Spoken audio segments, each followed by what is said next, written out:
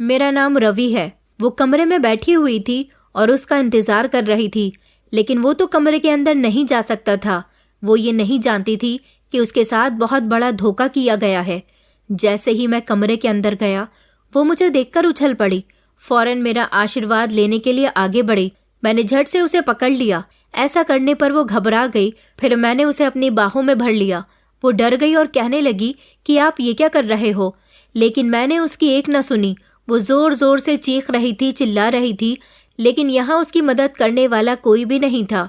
वो बार बार यही कह रही थी कि आप यहाँ पर क्या कर रहे हो, जबकि इस समय तो उसके साथ कमरे में 35 साल पहले मेरी शादी हुई थी। उस समय मैं बहुत खुश था। मैं अपनी माँ के साथ रहता था। मेरे 4 भाई थे और 2 बहनें थीं। मैं अपने सभी भाई बहनों में सबसे छोटा था। अपनी शादी से पहले मैं ट्यूशन पढ़ाया करता था, हालांकि स्कूल में भी टीचिंग किया करता था। मैं ज़्यादातर बड़े क्लासेस के बच्चों को ही पढ़ाया करता था, जिसमें जवान लड़के लड़कियां भी शामिल होते थे। मेरी नज़र हमेशा अपनी उन जवान लड़कियों पर होती थी जो मेरी स्टूडेंट्स थीं। जब वो स्कूल में शॉर्ट स्कर्ट पहनकर आती तो मुझे बहुत अच्छी लगती थी। मेरे स्कूल में मेरे स्टूडेंट से बहुत अच्छी दोस्ती थी। दोस्ती के बहाने मैं धीरे धीरे उनके करीब जाता था, जबकि जो मेरे स्कूल की टीचर्स होती थी वो इस बात को बहुत अच्छी तरह से समझने लगी थी कि मैं लड़कियों पर नज़र रखता हूँ।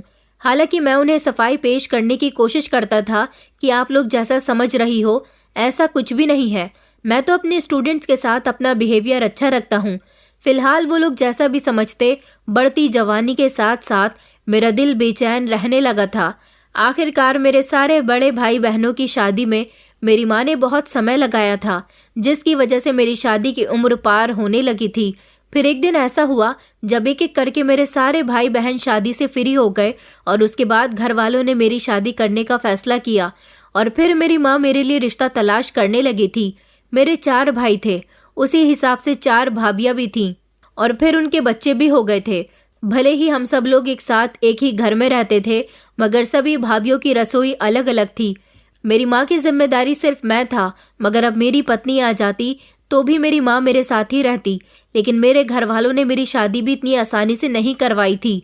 जो लड़की मेरी माँ को पसंद आती वो मेरी बड़ी भाभी को पसंद नहीं आती, और जो बड़ी भाभी को पसंद आती तो वो छोटी भाभियों को पसंद नहीं आती, और जो बाकी सबको पसंद आती उसमें मेरी दोनों बहनें कोई ना कोई कमी निकाल दिया करती थी। इस सब में भी उन लोगों ने मेरा काफ़ी समय बर्बाद किया था। कई बार मेरे दिल में ये भी ख्याल आया कि मैं खुद ही अपनी पसंद की लड़की अपने घर वालों को बता देता हूँ, इन लोगों की मुश्किल हल हो जाएगी। मगर मेरा दिल कभी भी किसी एक लड़की पर नहीं आता था। मुझे तो हर खूबसूरत लड़की पसंद आती थी। मेरा अपने घर वालों से यही कहना था कि लड़की बेहद खूबसूरत होनी चाहिए। मेरे दिल में शादी के लिए बहुत अरमान मचल रहे थे। मैं जल्द से जल्द अपनी शादी करना चाहता था और चाहता था कि मेरी भी कोई साथी हो, क्योंकि हमारा परिवार अगर कहीं घूमने जाता तो मेरे सभी भाई अपनी पत्नी और अपने बच्चों के साथ जाया करते थे। ये सब देखकर मुझे बिल्कुल भी अच्छा नहीं लगता था, जबकि मैं अकेला होता था।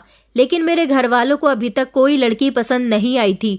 और फिर एक दिन ऐसा हुआ कि एक लड़की पर मेरे सभी घर वालों का मन ठुक गया था, जो मेरी भाभीयों को भी पसंद आई थी, मेरी माँ को भी पसंद आई थी, और मेरी बहनें भी उसमें कोई कमी ना निकाल सकी थी। वो लड़की बेहद खूबसूरत थी, मगर वो गरीब परिवार से थी।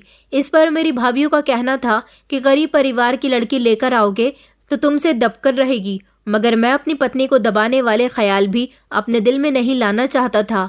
मैं चाहता था कि मेरी जीवन साथी मेरे साथ खुश रहे। जिस लड़की को मेरे घर वालों ने पसंद किया था, उस लड़की का इस दुनिया में कोई नहीं था। उसके चाचा चाची ही उसकी परवरिश करते थे। उनका कहना था कि हमारे पास बेटी के अलावा कुछ भी नहीं है, मगर वो लड़की बेहद खूबसूरत थी। मुझे जब उस लड़की का फोटो दिखाया गया तो मैंने फौरन ही इस रिश्ते के लिए हाँ कर दी थी और कहा था कि मेरी शादी इसी लड़की से होनी चाहिए। अब इस रिश्ते में कोई कमी नहीं निकालनी चाहिए, वरना अच्छा नहीं होगा।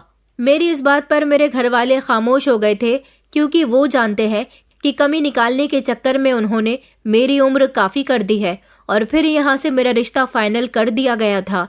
मेरी शादी खूब धूमधाम से तो नहीं की गई थी, मगर मेरी शादी में किसी तरह की कोई कमी भी नहीं थी। मैं खुश था कि मेरी शादी हो रही थी। मेरी उम्र लड़की से ज्यादा थी। मेरी पत्नी का नाम पिंकी था। उसकी उम्र 22 साल और मेरी उम्र 30 साल थी। उसके चाचा चाची इस बोझ को अपने कंधे से उतार देना चाहते थे, इसलिए उन्होंने अपनी भतीजी की शादी बड़ी आसानी से मेरे साथ करवा दी। और फिर हमें भी कुछ नहीं चाहिए था, मुझे तो सिर्फ लड़की से मतलब था।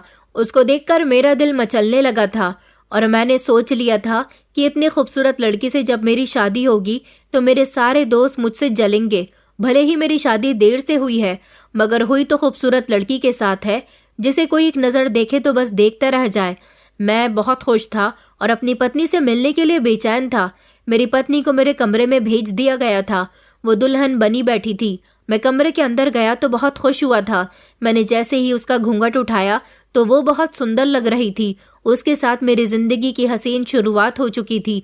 वो बहुत अच्छी थी, ज्यादा किसी से फालतू बात नहीं करती थी, बस अपने काम से काम रखती थी। मैं अभी भी टीचिंग की ही जॉब किया करता था और घर घर जाकर बच्चों को ट्यूशन भी पढ़ाया करता था, क्योंकि मेरा काम ही यही था। मेरी पत्नी को मेरे बारे में सब कुछ पता था कि मैं सुबह कब घर से निकलता हूँ, कब रात को आता हूँ, क्योंकि मेरे घर वालों ने उसे सब कुछ बता दिया था और उससे कहा था कि अब तुम्हें अपने पति की हर जिम्मेदारी को निभाना होगा।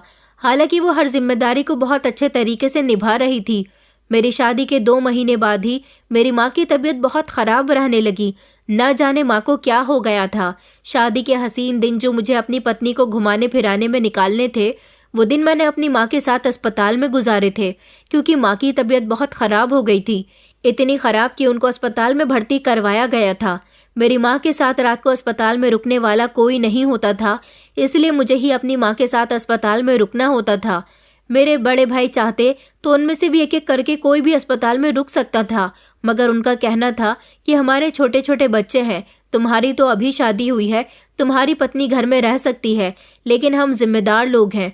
हालांकि माँ का इलाज करने के लिए उन्होंने मुझे पैसे दे दिए थे, बस वो कुछ कामों में पीछे थे। पूरे 1 हफ्ते माँ को अस्पताल में रखने के बाद उनकी तबीयत कुछ बेहतर हुई तो उन्हें अस्पताल से डिस्चार्ज कर दिया गया था। मेरी पत्नी ने मेरी माँ की बहुत सेवा की थी। कुछ महीने फिर इसी तरह से गुजर गए थे, लेकिन फिर एक समय ऐसा आया जिसने एक तरफ मुझे खुशियां दिखाई थी तो दूसरी तरफ गम की लहर थी। मेरी माँ फिर से बीमार रहने लगी।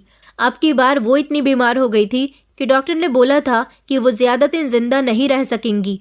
दरअसल मेरी माँ को 2 बार हार्ट अटैक आ चुका था। इस बार तीसरा हार्ट अटैक था जिसमें मुझे माँ का ऑपरेशन करवाना था। डॉक्टर का कहना था कि मेरी माँ के दिल का ऑपरेशन जल्द से जल्द होना है, वरना वो अपनी जिंदगी की बाजी हार सकती है। इधर मेरी पत्नी माँ बनने वाली थी। मैं इन उलझन में बहुत बुरी तरह से फंस गया था। माँ का ऑपरेशन तो करवा दिया था, मगर माँ फिर भी नहीं बच सकी, क्योंकि उनका ऑपरेशन सक्सेसफुल नहीं रहा। शायद मेरी माँ की जिंदगी इतनी ही लिखी हुई थी। इधर मैं अपनी माँ से दूर हो गया था तो दूसरी तरफ मेरी पत्नी की प्रेगनेंसी में भी काफ़ी कॉम्प्लिकेशंस आ रही थी। उसकी तबीयत ठीक नहीं थी, मगर फिर भी जैसे तैसे उसके 9 महीने पूरे हो गए। लेकिन जब उसकी डिलीवरी हुई तो डिलीवरी करने के बाद वो भी इस दुनिया को छोड़कर चली गई। आगे पीछे 2 लोगों की मौत हो जाना और फिर भी वो किसी अपने की ही हो तो बड़ी तकलीफ होती है। ना तो मैं अपनी पत्नी की मौत का सदमा अपने दिल से निकाल सका था और ना ही अपनी माँ की मौत का सदमा मैं अपने दिल से निकाल सका था। अपनी पत्नी के साथ अकेले में मैं ज्यादा समय भी नहीं गुजार सका था। मुझे नहीं पता था कि वो इतनी जल्दी इस दुनिया को छोड़कर चली जाएगी। मेरी माँ की तो उम्र हो गई थी, मगर मेरी पत्नी तो कम उम्र की थी, लेकिन वो अपनी निशानी मेरे हवाले कर गई थी। उसने एक प्यारे से बेटे को जन्म दिया था। मेरा बेटा देखने में बहुत सुंदर था, बिल्कुल मेरी पत्नी पर गया था। इस दौरान हमारे घर में एक अजीब सी वीरानी फैली हुई थी। मेरे सभी भाई भाभी अपनी अपनी जिंदगियों में बिजी हो गए थे, लेकिन मेरे लिए पूरा घर खाली हो गया था। मुझसे कोई बात करने वाला भी नहीं था। भाई ज्यादातर अपने अपने कामों पर होते थे, जबकि मुझे अपने बच्चे के साथ ही रहना पड़ता था। मेरी पत्नी के मरने के पूरे 1 हफ्ते के बाद तक मैं ना तो स्कूल गया था और ना ही बच्चों को ट्यूशन पढ़ाने जा सका था। मगर अब आगे का समय ऐसे कैसे गुजार सकता था? मैं खाली हाथ घर में तो नहीं बैठ सकता था, और अगर नौकरी पर जाता तो अपने बेटे को किसके हवाले छोड़ कर जाता। मैंने सोचा कि मेरी भाभियां उसका ख्याल रख लेंगी। एक एक दिन मैं अपनी सभी भाभियों के पास अपने बेटे को छोड़ जाया करूंगा। मेरे बेटे का नाम मैंने बड़े प्यार से अतुल रखा था। मैं अतुल को अपनी 3रे नंबर वाली भाभी के पास छोड़कर खुद जॉब पर चला गया था। लेकिन जब रात को मैं वापस आया तो भाभी ने कहा कि तुम्हारे बेटे ने मुझे बहुत परेशान किया, इसकी वजह से मैं अपना कोई काम नहीं कर सकी हूँ। मुझे माफ करना, मैं कल से इसका ध्यान नहीं रख सकूंगी। मुझे भाभी की इस बात पर बेहद गुस्सा आया था। सारी रात मैं अपने बेटे को गोद में लेकर बैठा रहा। अगले दिन मैं अपनी सबसे बड़ी वाली भाभी के पास अपने बेटे को छोड़ गया तो उनका भी मूड कुछ ठीक नहीं था। इधर मेरे बेटे की तबीयत भी बहुत खराब हो गई थी। मैं उसे डॉक्टर के पास लेकर गया तो डॉक्टर ने कहा कि आपको अपने बेटे की देखभाल ठीक से करनी होगी, वरना ये दिन ब दिन बीमार होता जाएगा। मुझे अकेले ही अपने बेटे की परवरिश करना बहुत भारी पड़ रहा था, इसलिए मैंने अपनी भाभीयों से कहा कि मेरी दूसरी शादी करवा दीजिए, जो मेरे बेटे को अपना बेटा मानकर उसे पालेगी और मुझे भी जीवन साथी मिल जाएगी। मगर उन लोगों में से किसी ने भी मेरा ये काम नहीं किया, क्योंकि वो लोग चाहती ही नहीं थी कि मेरी दूसरी शादी हो। मैं सारा दिन भूखा प्यासा रहता था। एक दिन भी मेरी किसी भाभी ने मुझे खाना नहीं दिया। सारा दिन मैं अपने बेटे की वजह से परेशान रहता। अब मैंने सोच लिया था कि मुझे इस घर में नहीं रहना। यहाँ मुझे कोई समझने वाला नहीं है। मैं अपने बेटे को लेकर कहीं दूर चला जाऊंगा। वैसे भी मुझे मेरे एक दोस्त ने बताया था कि तुम्हारे लिए बहुत अच्छी नौकरी है, तुम अगर वहाँ नौकरी करोगे तो तुम्हें फायदा होगा। मगर वो नौकरी हमारे शहर में नहीं थी, इसलिए मैंने सोच रखा था कि मैं यहाँ से चला जाऊंगा। लेकिन यहाँ से जाने से पहले मुझे इस घर का फैसला करना था। मैंने अपने घर वालों से कह दिया था कि मुझे मेरा हिस्सा दे दो और अपने भी हिस्से आपस में बांट लो। वैसे भी माँ बाप के मर जाने के बाद बच्चे उनके जायदाद का हिस्सा बंटवारा बड़ी आसानी से कर लेते हैं। ये लोग भी मेरे साथ रहते हुए मेरे नहीं थे, तो मेरे जाने के बाद मुझे क्या याद करते। मेरी बात सुनकर मेरे सभी भाई और भाभियां खुश हो गए थे। वो खुद भी ऐसा ही चाहते थे। हमारा एक बहुत बड़ा घर था। मेरे पिताजी की 2-3 जमीनें भी पड़ी हुई थी। उन सभी को हम सभी भाइयों ने आपस में बांट लिया था। मेरी माँ का जेवर भी मेरे ही पास रखा हुआ था। इन सभी भाइयों की शादी करके तो उन्होंने उनकी पत्नियों को अपना जेवर दे दिया था, मगर मेरे लिए मेरी माँ ने बहुत सारा जेवर इकट्ठा करके रखा था। वो सब मैं लेकर कलकत्ता आ गया और यहाँ आकर मैंने अपने बेटे के साथ अपनी जिंदगी की नई शुरुआत कर दी। लेकिन जैसे जैसे मेरा बेटा बड़ा होता जा रहा था, उसकी हरकतें बड़ी ही अजीब थी। एक दिन मैंने जब डॉक्टर को उसकी हरकतों के बारे में बताया तो डॉक्टर ने मुझे बताया कि आपका बेटा दिमागी तौर पर कमज़ोर है, शायद ये बड़े होकर भी ऐसा ही रहेगा। ये सब सुनकर मुझे बेहद अफसोस हुआ था। क्या सारी परेशानियां मेरे भाग्य में ही लिखी हुई थी? मेरे भाग्य में पत्नी का भी सुख नहीं था और अब मेरी औलाद भी ऐसी हालत में आ गई थी। मैं अपने बेटे से बहुत प्यार करता था, मगर मेरी लड़कियों को पसंद करने वाली आदत अभी भी खत्म नहीं हुई थी। मुझे किसी औरत की ज़रूरत थी। पिंकी के साथ भी मैं ज़्यादा समय नहीं गुजार सका था।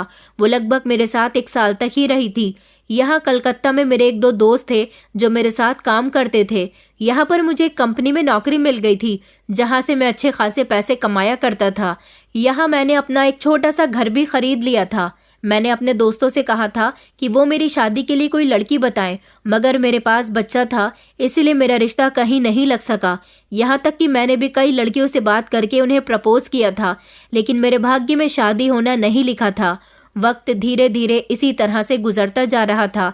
जैसे ही मेरा बेटा 2 साल का हुआ तो मैंने घर में एक नौकरानी रख ली जो मेरे बेटे का ख्याल रख सके और मैं नौकरानी के भरोसे अपने बेटे को छोड़कर आराम से काम पर जा सकूं। ये नौकरानी बूढ़ी औरत थी। इस नौकरानी की एक जवान और खूबसूरत बेटी थी। मेरी उस पर नियत आने लगी, क्योंकि वो 1-2 बार हमारे घर पर अपनी बेटी को लेकर आई थी। मैंने एक दिन नौकरानी से बात की और उससे कहा कि वो अपनी बेटी की शादी मेरे साथ करवा दे, मगर उसने साफ इनकार कर दिया। उसने कहा कि मेरी बेटी किसी से मोहब्बत करती है। मैंने उसे भरोसा दिलाया कि तुम्हारी बेटी मेरे घर में बहुत खुश रहेगी, मगर उसका कहना है कि मेरी बेटी उस लड़के के अलावा किसी और से शादी ही नहीं करना चाहती। मुझे ये सब सुनकर बहुत गुस्सा आया था। मैंने अपनी ये परेशानी जब अपने दोस्त को सुनाई तो मेरे दोस्त कहने लगे कि तुम क्यों शादी के बंधन में बंधना चाहते हो? आजकल अच्छी लाइफ उस इंसान की है जो सिंगल है और अकेला है। तुम्हारी लाइफ बहुत अच्छी है यार।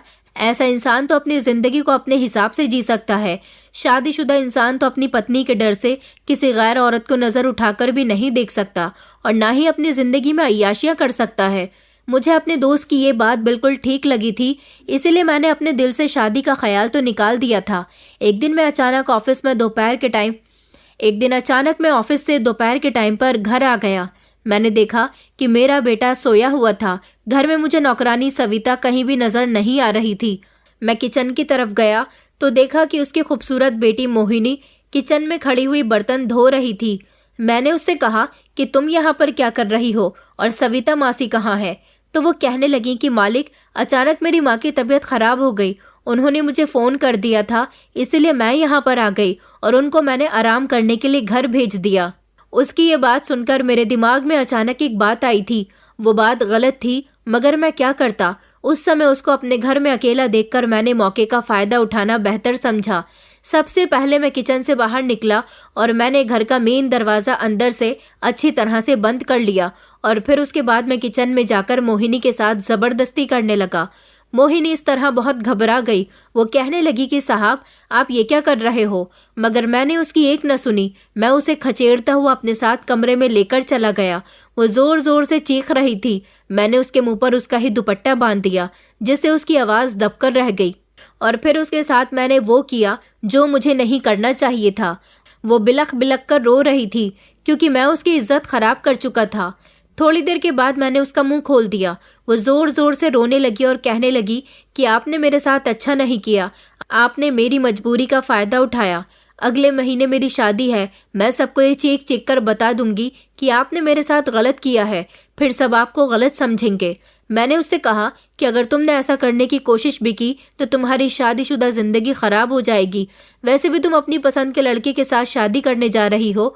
अगर तुम्हारे होने वाले पति को पता चल गया कि तुम मेरे हाथों इस्तेमाल हो चुकी हो तो वो कभी भी तुमसे शादी नहीं करेगा। इसलिए इस बात को यहीं ख़त्म कर दो और शादी करके अपने ससुराल चली जाओ। तुम्हारे पति को कुछ पता नहीं चलेगा और मैं भी किसी को कुछ नहीं बताऊंगा। वो ज़ोर ज़ोर से रो रही थी और मुझे बद्दुआएं दे रही थी। मैंने उसे बुरी तरह से डरा दिया था। मैं जानता था कि वो मेरे बारे में किसी को कुछ नहीं बताएगी और फिर ऐसा ही हुआ था। उसने मेरी बात को अच्छी तरह से अपने दिलो दिमाग में बिठा लिया और उसकी शादी भी हो गई।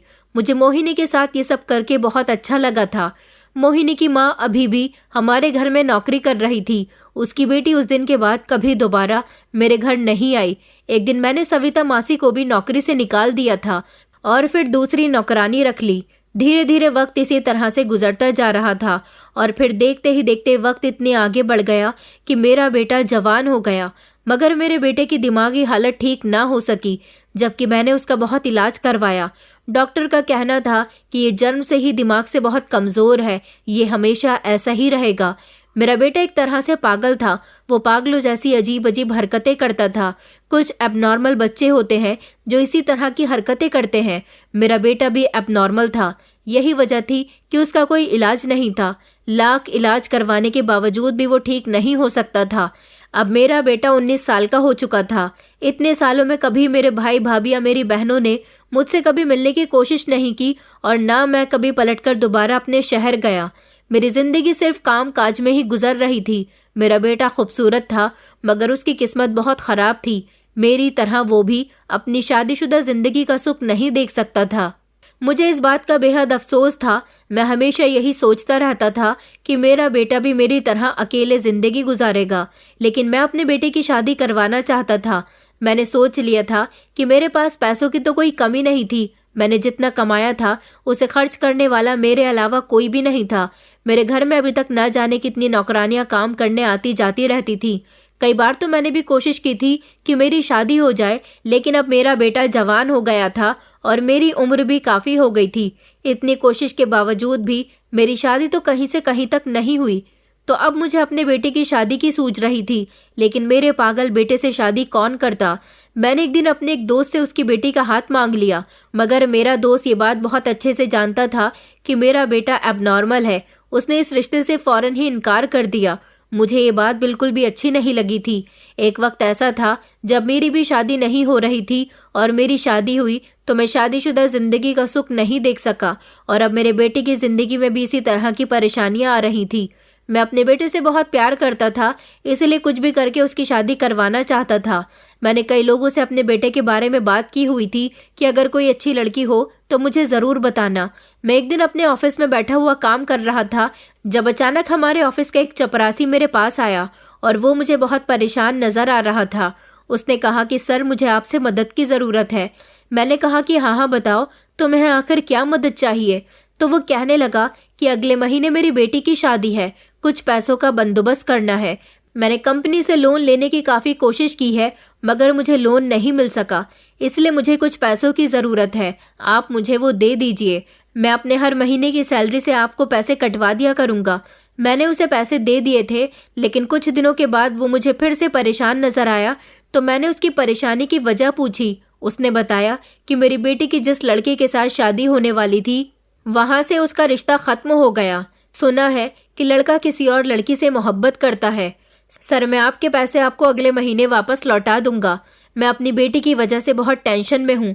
मेरी बेटी पर बहुत बड़ा कलंक लग गया। अब मेरी बेटी से शादी कौन करेगा? मैंने कहा कि तुम्हारी बेटी के लिए अगर कोई अच्छा रिश्ता आया तो तुम अपनी बेटी की शादी उसके साथ कर दोगे? मेरी बात सुनकर जैसे उसके चेहरे पर चमक आ गई थी। उसने कहा कि हाँ हाँ सर, क्यों नहीं करूँगा। अच्छे रिश्ते तो आजकल बड़ी मुश्किल से मिलते हैं। मैंने कहा, अच्छा अपनी बेटी का फोटो वगैरह कुछ तो दिखाओ ताकि मैं तुम्हारी बेटी के हिसाब से रिश्ता बता सकूं। उसने मुझे अपनी बेटी का मोबाइल में फोटो दिखाया। उसकी बेटी तो बहुत सुंदर थी। तभी मैंने उसे अपने बेटे के रिश्ते के बारे में बात की और अपने बेटे का फोटो भी अपने मोबाइल से उसे दिखा दिया। वो मेरे बेटे का फोटो देखकर खुश हो गया था। उसने कहा कि आपका बेटा बहुत अच्छा है, मैं अपने घर जाकर इस बारे में बात करता हूँ। मैंने कहा कि तुम्हें मेरा बेटा पसंद आया? तो वो कहने लगा कि हाँ सर, आपका बेटा तो बहुत अच्छा है, आपका बेटा आपकी ही तरह होगा। उसने अपनी पत्नी से जाकर बात की और फिर उन दोनों ने अपनी बेटी की शादी मेरे बेटे के साथ करने का फैसला कर लिया था। हालांकि उन्होंने मेरे बेटे को रियल में नहीं देखा था। वो दोनों पति पत्नी एक बार मेरे बेटे से मिलना चाहते थे, मगर मैंने हर बार कोई ना कोई बहाना बना दिया और फिर उन लोगों को इतना बेवकूफ़ बनाया कि वो सिर्फ फोटो देखकर ही अपनी बेटी की शादी मेरे बेटे के साथ करने का फैसला कर चुके थे। शादी वाला दिन आया तो मैंने अपने बेटे को खास समझा दिया था कि वो किसी के सामने कोई उल्टी सीधी हरकत न करे। मेरे बेटे को भी मैंने सेहरा पहना दिया था। लड़की के पिता ने मेरे बेटे का चेहरा देखा तो उसे मेरा बेटा बहुत पसंद आया था, मगर वो अभी भी उसको नहीं पहचान सका था कि वो पागल है। इस तरह उसकी बेटी हमारे घर आ गई थी। वो खुद को बहुत भाग्यशाली समझ रहा था कि उसकी बेटी की शादी इतने अच्छे परिवार में हुई है जहां उसकी बेटी राज करेगी। मेरी बहू कमरे में बैठी मेरे बेटे का इंतजार कर रही थी, मगर मेरा बेटा तो कुछ जानता ही नहीं था। उसे तो ये भी नहीं पता था कि आखिर उसके साथ हो क्या रहा है। मैंने अपने बेटे को दूसरे कमरे में ले जाकर सुला दिया था और मैं खुद बहू के कमरे में चला गया। मेरी बहू का नाम पायल था। पायल बहुत कम उम्र की थी। उसे देखकर अचानक मेरा दिल मचलने लगा और फिर मैंने इतनी उम्र में आकर उस बेचारी के साथ वो किया जो बहुत गलत था। मैंने उसे अपने बेटे से दूर रखा और मैं उसकी इज्जत के साथ खेलता रहा।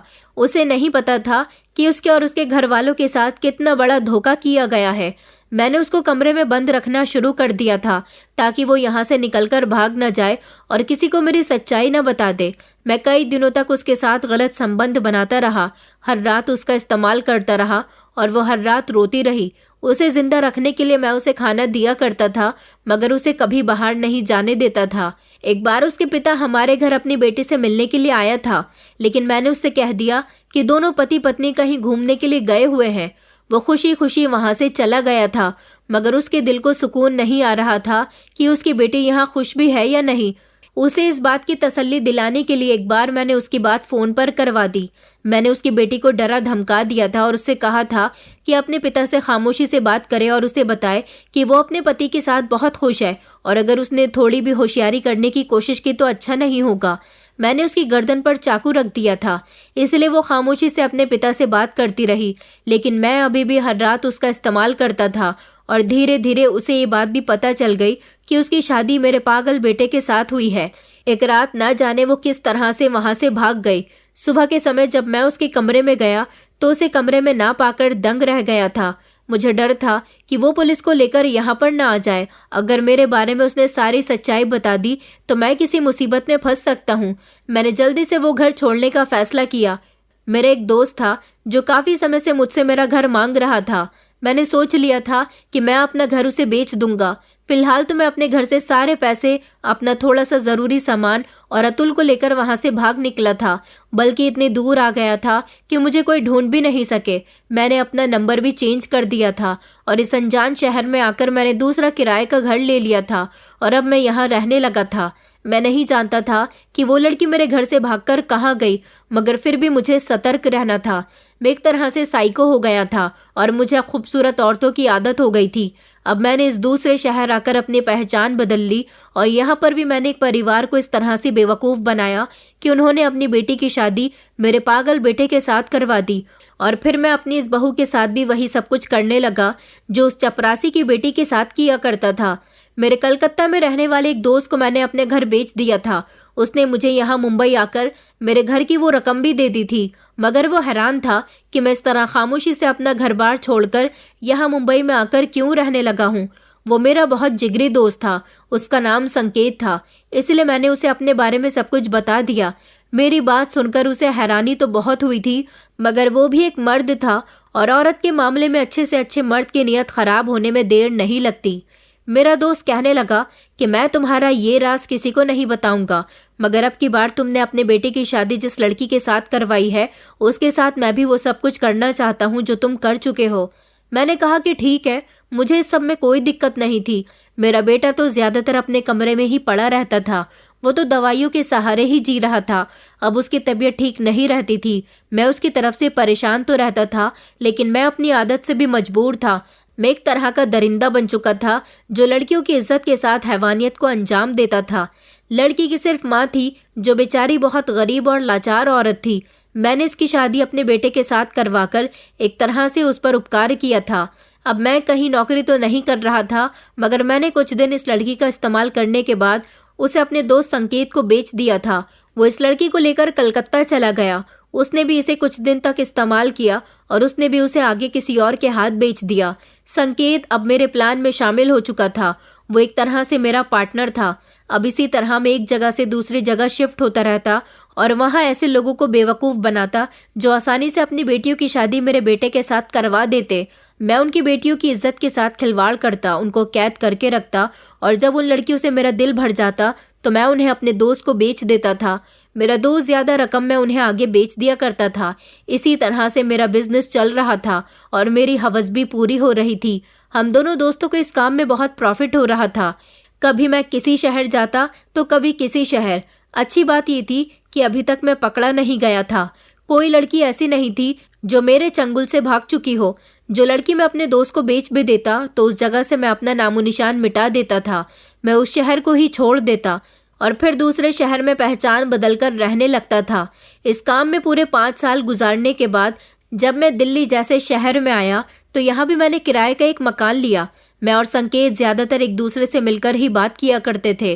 वो मुझसे मिलने के लिए ट्रेन से आ जाया करता था और तभी हम दोनों एक दूसरे से पैसों का लेन देन भी किया करते थे। हमें अपना काम करने में अब कोई डर नहीं लगता था, क्योंकि अब हम ये काम करते करते पूरी तरह से पक्के हो गए थे। हमें यही लगता था कि पिछले 5 सालों में हमें कोई नहीं पकड़ सका तो अब किसी की हिम्मत नहीं जिसे हमारे बारे में कुछ पता भी चल सके, क्योंकि हम बहुत चालाकी और शातिरपन से ये सब कुछ करते थे।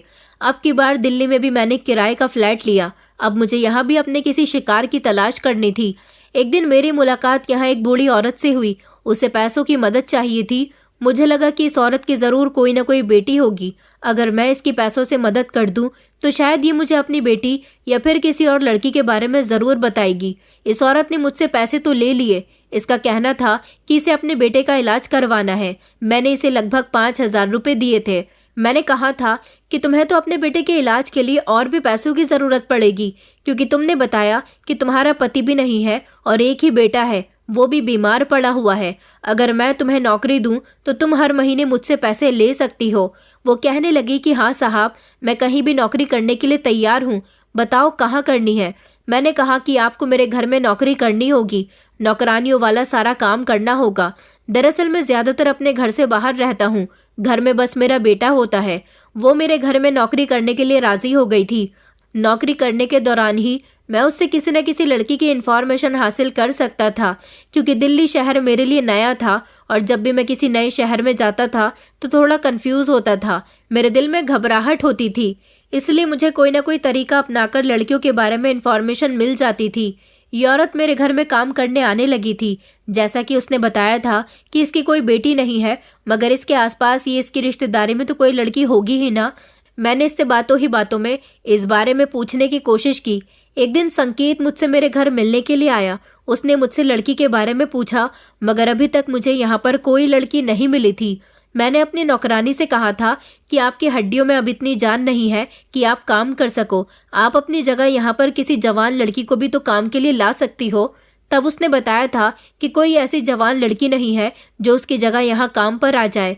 मैंने उसे इतना भी लालच दिया था कि अगर तुम्हारी कोई रिश्तेदारी या कोई आस पड़ोस की कोई ऐसी लड़की हो जो यहाँ अच्छे से और फुर्ती से काम कर सके तो मैं उसे भी पैसे दे दूंगा और आपको भी पैसे दूंगा, आपको भी नौकरी से नहीं निकालूंगा। तब भी उसने कहा था कि मेरी नज़र में तो ऐसा कोई भी नहीं है। अगर मुझे ऐसी कोई लड़की मिल गई तो मैं आपको ज़रूर बताऊंगी। वो मेरे साथ काफ़ी देर बातचीत करके गया था। उस दौरान वो बूढ़ी नौकरानी हमारे घर में ही मौजूद थी। उसका नाम शारदा था और वो मेरे बेटे के बारे में सब कुछ जानती थी। इसलिए मुझे जो भी काम करना था वो इस बुढ़िया की नज़र से हटकर करना था। जैसे ही ये मुझे किसी लड़की के बारे में बता देगी मुझे इसे अपने घर से निकाल देना था। मगर अभी तक किसी ऐसी लड़की का पता नहीं चल पा रहा था जो मेरे घर आ सके। संकेत भी मुझे कॉल कर करके परेशान कर रहा था क्योंकि मुझे यहाँ आए हुए लगभग 1 महीना गुजर गया था। अभी तक ऐसा नहीं हुआ था कि मैंने कोई भी लड़की ढूंढने में इतना समय लगाया हो। हम दोनों को ही हवस पूरी करने के साथ साथ पैसों का भी लालच हो गया था। लड़कियां महंगे दामों में बिक रही थी। एक दिन शारदा मेरे पास आई और कहने लगी कि साहब आपकी बहुत बड़ी परेशानी हल हो गई है। मैंने कहा कि किस बात की परेशानी? तो वो कहने लगी कि आपको नौकरानी रखने के लिए जवान लड़की की ज़रूरत थी ना। उसकी बात सुनकर मेरी आंखों में चमक आ गई थी। मैंने कहा कि हाँ बताओ, तुम्हारी नज़र में कोई ऐसी लड़की है? तुमने उससे बात की यहाँ नौकरी करने की? तो वो कहने लगी कि हाँ साहब मैंने बात की है, बल्कि वो तो कल ही यहाँ नौकरी के लिए आ जाएगी। मैं उसकी बात सुनकर बहुत खुश हुआ था। मैंने इस समय संकेत को कॉल करके कह दिया था कि जल्द ही हमारा मुनाफा होने वाला है। वो भी खुश हुआ था। अगले दिन मैं बड़ी बेसब्री से उस लड़की का इंतजार कर रहा था। वो लड़की जब हमारे घर आई तो मैं उसे देखकर बहुत खुश हुआ था। वो लड़की बहुत सुंदर थी। कुछ दिन तो वो मेरे घर में नौकरानी बनकर शारदा के साथ काम करती रही, लेकिन अब मुझे अपनी आगे की चाल चलनी थी। सबसे पहले मैंने शारदा से कहा कि अब मुझे आपकी यहाँ कोई ज़रूरत नहीं है। मैं आपको नौकरी से निकाल देना चाहता हूँ। मैं 2-2 नौकरों का बोझ नहीं उठा सकता। वो मेरे आगे रोने लगी और कहने लगी कि मालिक आपने तो कहा था कि जब आपको दूसरी नौकरानी मिल जाएगी तो आप मुझे तब भी नौकरी से नहीं निकालोगे।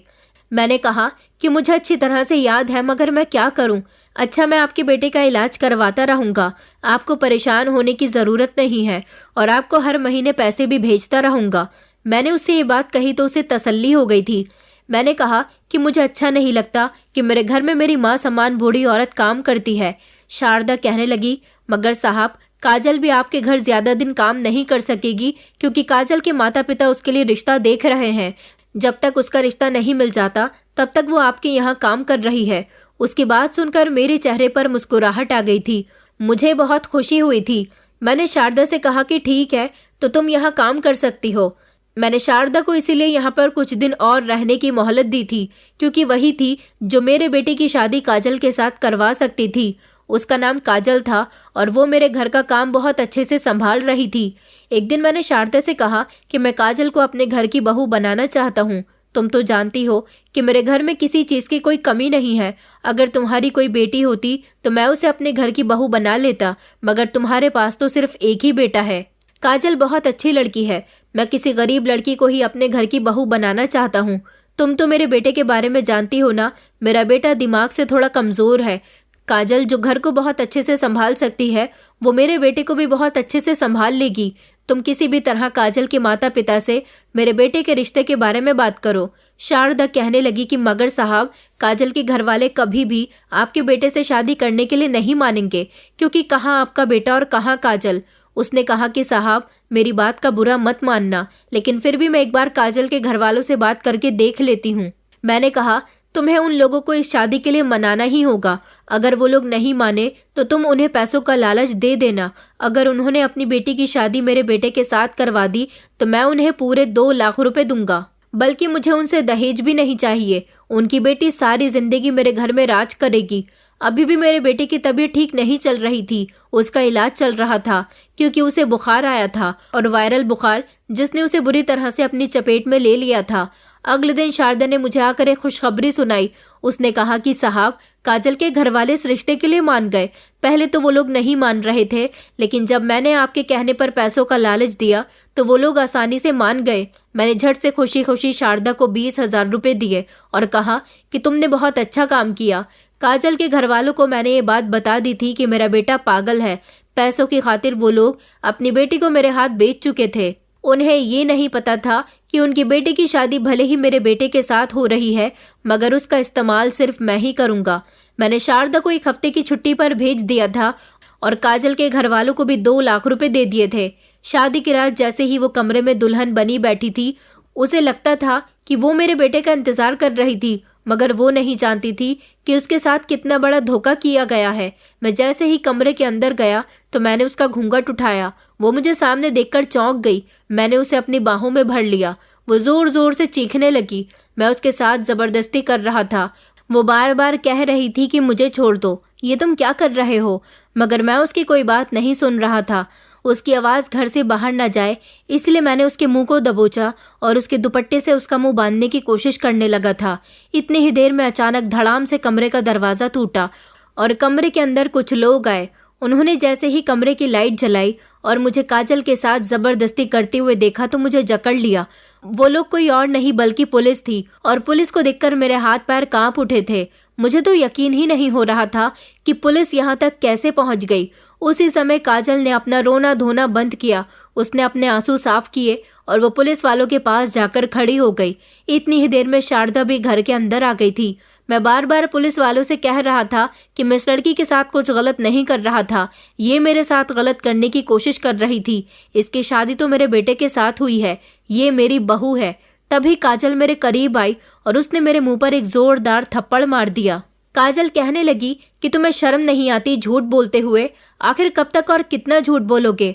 मैंने काजल को घूर कर देखा और कहा कि तुम कौन हो, बताओ तुम कौन हो। मैं पुलिस से खुद को छुड़वाने की कोशिश कर रहा था जब काजल ने बताया कि कई शहरों में ऐसी वारदात हो चुकी है कि उनकी बेटियों की शादी किसी लड़के के साथ हो जाती है। वो एक अमीर आदमी है, वो अपने बेटे की शादी करवाता है। शादी के कुछ दिनों बाद ही लड़की के ससुर और उसका पति और वो खुद लड़की भी अचानक कहीं गायब हो जाती है। आखिर वो लड़कियां कहाँ गईं? उसके ससुराल वालों ने उनके साथ क्या किया? फिर हमें खबर मिली कि उन लड़कियों को बेचा जा रहा है, यहाँ नहीं बल्कि आउट ऑफ कंट्री में।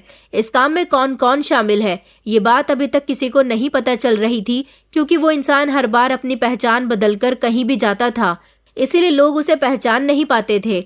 शारदा को शायद इस खबर के बारे में पता था जब शारदा से तुम्हारी मुलाकात हुई और एक दिन शारदा ने तुम्हें फोन पर तुम्हारे पार्टनर से बात करते हुए सुना, तो शारदा ने पुलिस में आकर तुम्हारे बारे में हमें सब कुछ बता दिया कि तुम्हारा एक पागल बेटा है और तुम्हारा कोई पार्टनर है जिसके साथ तुम लड़कियों को बेचने की बात कर रहे थे। हमने सोचा एक बार हम ट्राई करके देख लेते हैं कि कहीं तुम वही तो नहीं हो, इसलिए हमने शारदा को तुम पर नजर रखने के लिए कहा और जब तुमने शारदा से किसी जवान लड़की की बात की तो मैं तुम्हारे पास आ गई और अब जब तुम मेरे साथ जबरदस्ती कर रहे थे तो मेरे पुलिस ऑफिसर भी यहाँ आ गए। उसने बताया कि वो एक पुलिस ऑफिसर है और ये सब एक प्लान के तहत हुआ था। मुझे अरेस्ट कर लिया गया था। जेल जाने के बाद मुझे इतना मारा गया कि मुझसे सारी सच्चाई पुलिस वालों ने उगलवा ली थी। मैंने अपने साथ ही संकेत के बारे में भी उन्हें बता दिया था।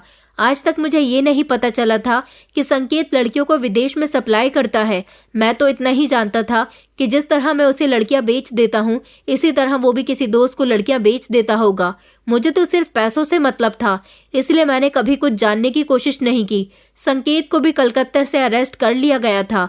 उसके आगे भी कुछ ऐसे खरीदार थे जो उससे लड़कियों को खरीदते थे, उन सबको भी अरेस्ट कर लिया गया और इस तरह हम सबका भांडा फूट गया था और हमारी सारी सच्चाई दुनिया के सामने खुलकर आ गई। मुझे अपने बेटे की बहुत याद आ रही थी, मगर पुलिस वालों ने मेरे बेटे से मुझे मिलने नहीं दिया। उनका कहना था कि हम तुम्हारे बेटे का इलाज करवाएंगे। तुमने जो किया वो अपने लालच के लिए किया और अपने बेटे का इस्तेमाल किया। इस समय तुम्हारे बेटे की कोई गलती नहीं है, वो बेचारा तो एबनॉर्मल है। तुमने एक ऐसे बच्चे को अपने प्लान का हिस्सा बनाया, उसकी ना जाने कितनी शादियां करवाई और उसकी पत्नियों के साथ तुम गलत काम करते रहे। उन्होंने मेरे बेटे को अस्पताल में भर्ती करवा दिया, मगर मेरे बेटे की तबीयत इतनी ज़्यादा ख़राब हो चुकी थी कि वो इस दुनिया से ही चला गया। उसकी मौत की वजह मेरे बेटे की बीमारी थी या मेरे अपने गलत कर्म थे, जिनकी वजह से मेरा बेटा मुझसे दूर हो गया। जब इंसान के पापों का घड़ा भर जाता है तो उसे फूटने में समय नहीं लगता। मेरा बेटा इस दुनिया से जा चुका था और मैं उसकी मौत पर बुरी तरह से रो रहा था। मैं एक तरह का साइको बन गया था जिसे सिर्फ लड़कियों के साथ अपनी हवस पूरी करनी होती थी और मैं उनसे पैसे भी कमा रहा था। मैंने अपनी जिंदगी का काफी हिस्सा अकेलेपन में गुजार दिया था। मुझे एक साथी की जरूरत थी जो मुझे जवानी के समय से ही नहीं मिल सका था। यही वजह थी कि मेरी हवस बढ़ती चली गई, मगर अब कुछ भी नहीं हो सकता। जेल में मुझे जो सजा मिली वो मेरे लिए बहुत कम थी। मुझे और संकेत को उम्र कैद की सजा हो गई और हम दोनों अब जेल में अपनी बाकी की जिंदगी गुजार रहे हैं। मैं आप लोगों को अपनी इस कहानी से यही मैसेज देना चाहूंगा कि आप गलत करते समय कभी भी ये मत सोचना कि आपकी हकीकत दुनिया के सामने नहीं आएगी। मुझे भी यही लगता था कि मेरी हकीकत कभी दुनिया के सामने नहीं आ सकती, मगर काजल के रूप में मेरी हकीकत दुनिया के सामने आ गई। जैसा हम सोचते हैं उससे भी आगे दुनिया में कुछ ऐसे भी लोग हैं जो हमसे बढ़कर सोचते हैं और हकीकत कभी छुपी नहीं रहती। बुरे कर्मों की सजा एक न एक दिन मिलकर ही रहती है। शायद मेरी सजा यही थी कि मैं जिसे सबसे ज्यादा प्यार करता था, मेरा बेटा, वो ही छोड़कर मुझे चला गया। मैं जेल से ही आप लोगों के लिए अपनी ये कहानी लिख रहा हूँ और अपनी मौत की प्रार्थना कर रहा हूँ। मैंने न जाने कितनी लड़कियों की जिंदगी तबाह कर दी, कितने झूठ बोले, कितना गलत किया। शायद मौत मिलकर ही मुझे सुकून आ सकता है। दोस्तों, उम्मीद करती हूँ आपको हमारी कहानी पसंद आई होगी। कहानी पसंद आई है तो वीडियो को लाइक करें, चैनल पर नए हैं तो चैनल को सब्सक्राइब करें और हाँ, नोटिफिकेशन बेल को जरूर दबाएं ताकि अगली अपडेट सबसे पहले आपको मिले।